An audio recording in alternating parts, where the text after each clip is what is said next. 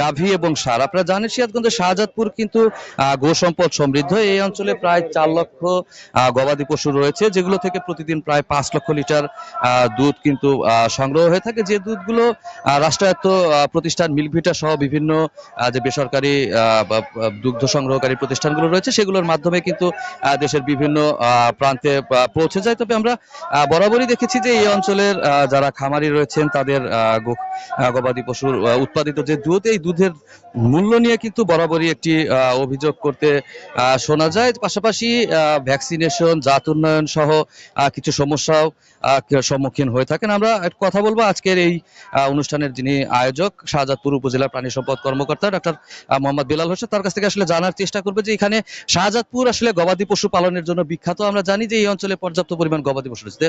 এই গবাদি পশুর জাত উন্নয়ন পাশাপাশি খামারিদের স্বার্থে আপনারা কি ধরনের পদক্ষেপ গ্রহণ করে থাকেন? ধন্যবাদ। আমরা জানি যে শাহজাদপুর উপজেলা দুধের জন্য বিখ্যাত এবং গবাদি প্রাণীর জন্য বিখ্যাত।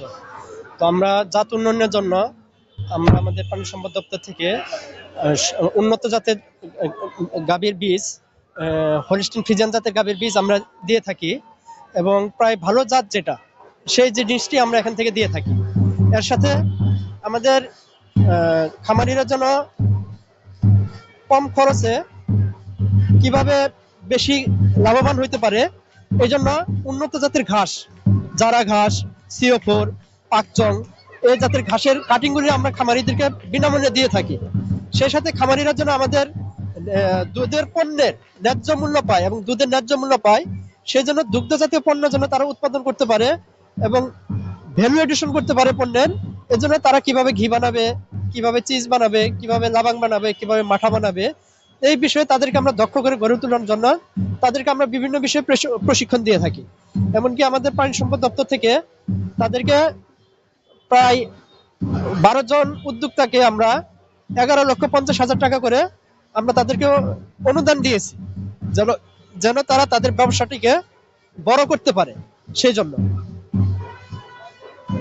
যেমনটি শুনছিলেন শাহজাদপুর উপজেলা প্রাণী সম্পদ কর্মকর্তা যিনি রয়েছেন, তিনি কিন্তু বলছিলেন আসলে শাহজাদপুরের প্রাণী সম্পদের উন্নয়নের জন্য ওনারা কি ধরনের পদক্ষেপ গ্রহণ করছেন। আজকে আমরা এখানে যেমনটি বলছি যে শাহজাদপুর দুগ্ধ উৎপাদনের জন্য বিখ্যাত। এখানে কিন্তু প্রতিদিন যে দুধ উৎপাদিত হয় এই দুধ বিক্রির পরেও আসলে খামারিরা যে দুধটি অবিকৃত রয়ে যায়, যে দুধ দিয়ে বরাবরই খামারিরা ভোগান্তির মুখে পড়ে থাকে, সেই দুধ থেকে কিন্তু শাহজাদপুরের যে স্থানীয় উদ্যোক্তা তৈরি হয়েছে, ক্ষুদ্র উদ্যোক্তা যারা রয়েছে তারা কিন্তু নানা ধরনের পণ্য তৈরি করে থাকে। বিশেষত এখানে ঘি, লাবাং, মাঠা সহ বিভিন্ন ধরনের পণ্য কিন্তু প্রস্তুত করে থাকে, যেগুলো শাহজাদপুরের এই ক্ষুদ্র উদ্যোক্তাদের মাধ্যমে কিন্তু দেশের বিভিন্ন প্রান্তে পৌঁছে যায় এবং যেগুলো কিন্তু আসলে সারা দেশব্যাপী শাহজাদপুরকে একটি আলাদা পরিচিতি এনে দিয়েছে। আমরা এখানে আজকে যেমনটি দেখছি, এই যে ক্ষুদ্র উদ্যোক্তারা রয়েছে তারা কিন্তু গবাদি পশুর যে দুগ্ধ থেকে উৎপাদিত যে দুগ্ধ পণ্যগুলো সেগুলো যেমন প্রদর্শনের জন্য এখানে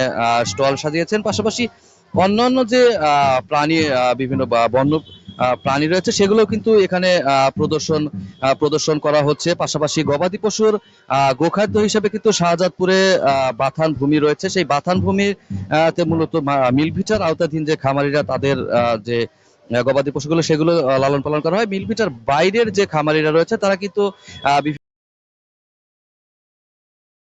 উৎপাদন বৃদ্ধির জন্য ঘাস উৎপাদন করে থাকে, বিভিন্ন প্রজাতির এখানে কিন্তু এখানে করা হচ্ছে, এখানে প্রদর্শন করা হচ্ছে। মূলত এই অঞ্চলের যারা গবাদি পশু পালনকারী রয়েছেন তাদেরকে আধুনিক যে গবাদি পশুপালন পদ্ধতি সেটি সম্পর্কে অবগত করার পাশাপাশি তাদের যে উৎপাদিত দুধ, এই দুধের ন্যায্য মূল্য নিশ্চিতের জন্য তাদেরকে বিভিন্ন পণ্য উৎপাদনের দিকে উৎসাহিত করার একটি লক্ষ্য কিন্তু নির্ধারণ করা হয়েছে বলে উপজেলা প্রাণী সম্পদ দপ্তর সূত্রে আমরা জানতে পেরেছি। সবকিছু মিলিয়ে যেটি বলা চলে যে শাহজাদপুরের এই প্রাণী সম্পদ প্রদর্শনী কিন্তু আজকে একদম একটি জমজমাট পরিবেশ কিন্তু আমরা সকাল থেকে এখানে লক্ষ্য করছি।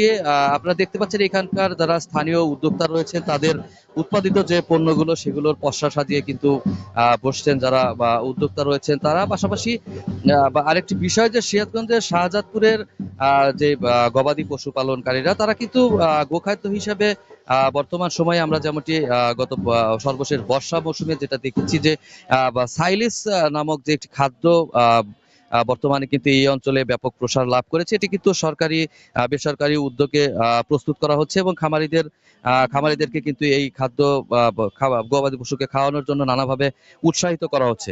আসলে সবকিছু মিলিয়ে বলা চলে যে এই অঞ্চলের গবাদি পশু পালনের যে ঐতিহ্য সেই ঐতিহ্যের যে দিকগুলো সেই দিকগুলো কিন্তু আজকের এই প্রাণী সম্পদ প্রদর্শনীর মাধ্যমে উপস্থাপন করা হচ্ছে। তো এই ছিল সবকিছু মিলিয়ে এই ছিল সিরাজগঞ্জের শাহজাদপুরের প্রাণী সম্পদ প্রদর্শনী থেকে সবশেষ খবর।